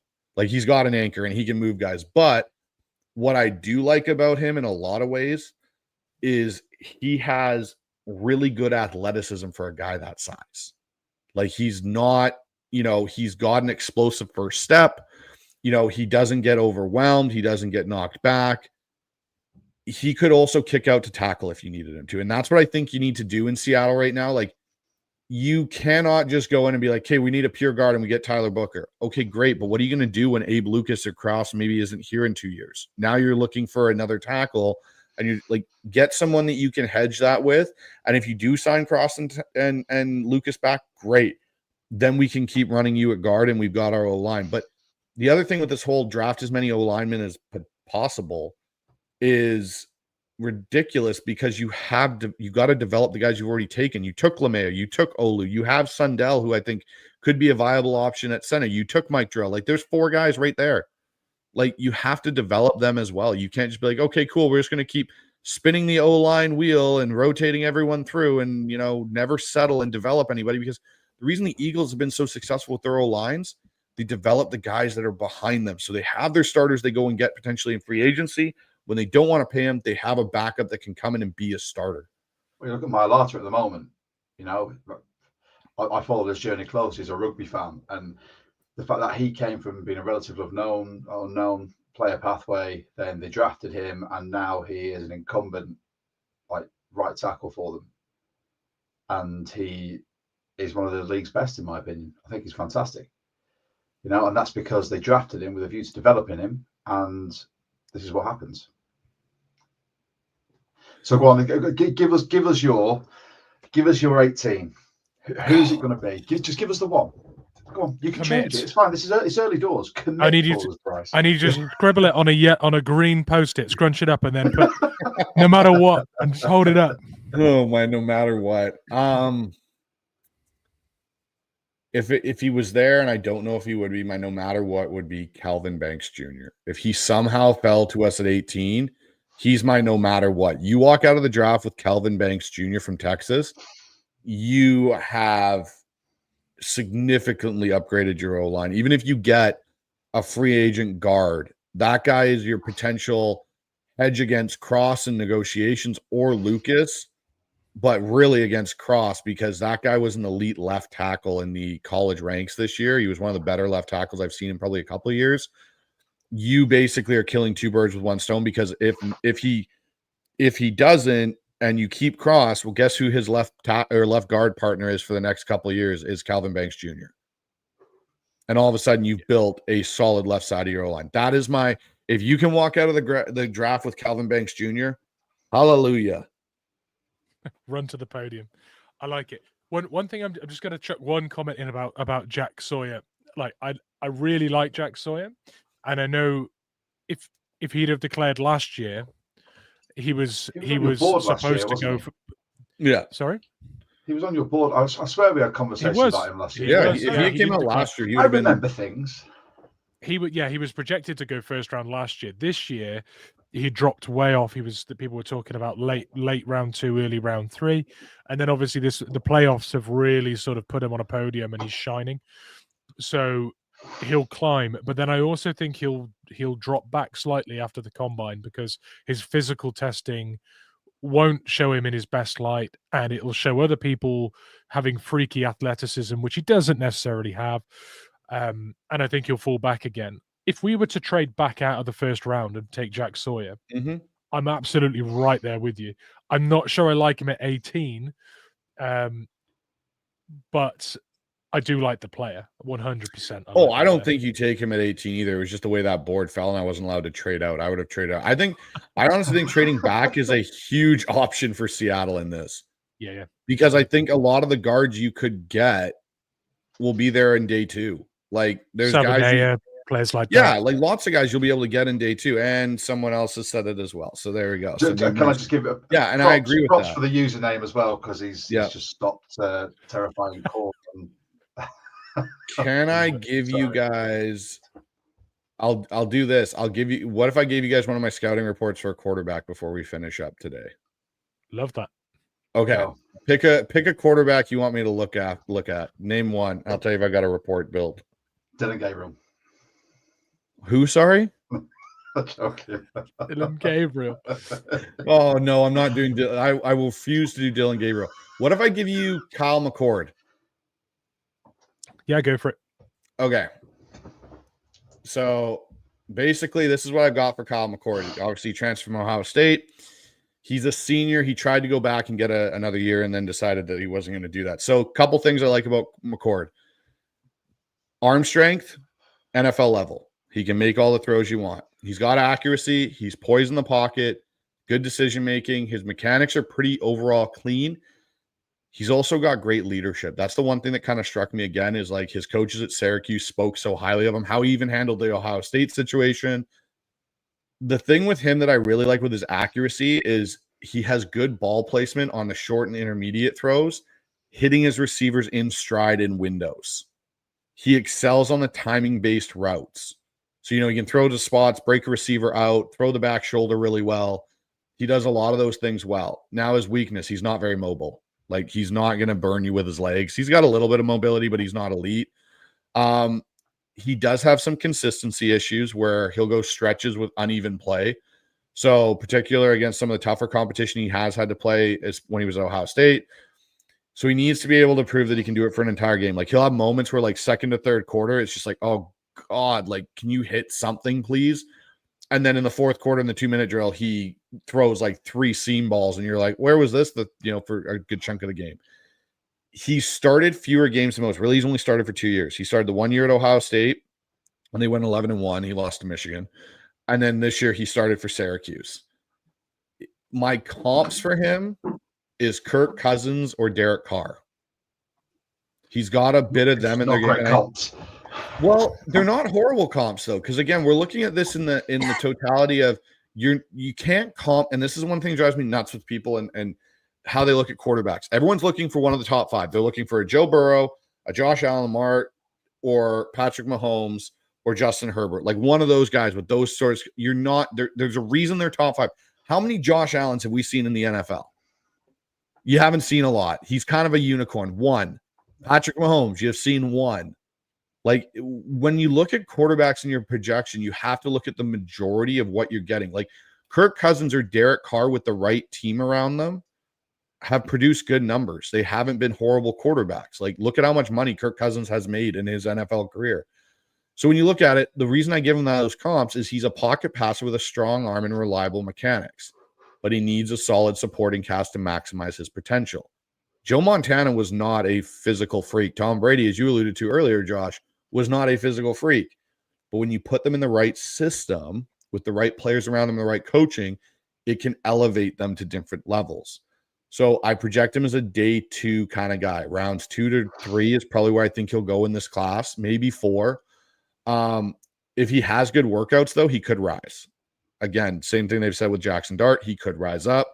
His ideal fits for a team. So I look at kind of the NFL teams where his skill set, Minnesota, New Orleans. The Commanders I have on here is a backup to Jaden Daniels because he can do some of the stuff that they like. And Seattle. Like, if Seattle goes with a coach here that runs more of the Shanahan system, he'd be good on it. You know, it emphasizes quick reads and timing throws. Those are what you're looking for from this guy. You know, just FYI, diving in here, my comp for him is Purdy. So I love that you've just said, you know, I've loved that you've said that. Yeah. So, like, in my summary, he's a traditional pocket passer with physical tools, mental toughness. Like, he is a tough kid mentally. He's not the most dynamic athlete. His arm talent and accuracy and leadership qualities make him an intriguing prospect. With continued development and the right coaching, he has a potential to become a solid upside NFL starter. Yeah, that's Kyle McCord. Nice. And if you said to me that's what we're getting in Seattle and we take a swing on that, that to me is an upgrade over Sam Howell, who's your backup, and potentially leads you, if you fill out the rest of your team, to have a solid quarterback going forward. And I have breakdowns like this. I will send them to Mitch on 11 different quarterbacks, all the way from Curtis Rourke. I need to learn things too. You probably need them more than I do, to be honest. Dark, don't worry. You two. I'll slip them over to Josh. Josh all of a sudden started reading them verbatim. I'll just tune into all your pods. Yeah, that's fair. What I love about that breakdown is, if you hadn't have told me that was Kyle McCord, I probably could have told you that was that. Yeah, you know, I would have known the player from without giving any giveaways about which college team and things. From the description, I 100% could have told you that. And that's not me doing some weird flex. That's paying homage to how detailed and concise that was. So really good, man. I'm really looking forward to watching more of the Pickers In. I like Josh, I probably won't watch live tomorrow due to time issues, but I will definitely look forward to catching up on that. It's going to be really good. I'm really excited for you both, and I'm hoping at some point I get to come on and talk draft, because you 100% are on our guest list. We are building our guest list right now, and you are 100% on it. Josh, you'd have to, you know, get a little bit. Right. You draft like, nope, I'm not doing draft. I know my strengths. I know my weaknesses. That I've got a 5-year-old daughter. I've got a full-time job looking after the whole of the southeast of England for an insurance company. This pod, watching all your guys' pods, I haven't got the time to do a lot of the draft scouting stuff. That's why I rely on people like yourselves and also the members of our Discord. Just going to chuck it in there again, because that's where I get a lot of my information. If I have that time, I will be in the Discord looking at any reports that you guys put in or anything like that. I just want to say, Bryce, thank you so much for coming on, man. I love having you on this pod. We love podcasting with you as well, because I hope everyone else has enjoyed it. If you have enjoyed it, by all means, we are going to be running this Seahawks season review series for the next few weeks. We've got some fantastic guests lined up. We're going to try and do 2 a week, but it all depends on sort of timings and whatnot. If you do want to stay up to date, like, subscribe, hit the notification bell just to stay up to date, and you'll be informed as to when. Also, do the exact same thing for the Hawkszone Rundown and the Pickers In. You'll see more of Bryce, you'll see Ryan, and you'll get to see Dan again. And that's 3 people there that I have constantly on my notifications through every bit of social media that tells me what stuff's coming up. So from ourselves, thank you very much, Black Sabbath. Some great usernames, by the way, from all you guys that have joined us. Like I can't get over Noob Master 69 because I just went straight back to like Thor Ragnarok and I thought like Avengers Endgame. But yeah, thank you so much to everyone. I've been Josh. Far end over there, and pointing the right way is my 12 Talk podcast partner in crime, Mitch, and this man right in the middle is Bryce Coutts from the Hawkszone Rundown, and the pick is in. So, thank you very much. If you're in the US, have a great day. If you're in the UK or Europe, have an amazing evening. And let's finish on a Go Hawks, shall we? Go Hawks. Go Hawks. Go Hawks.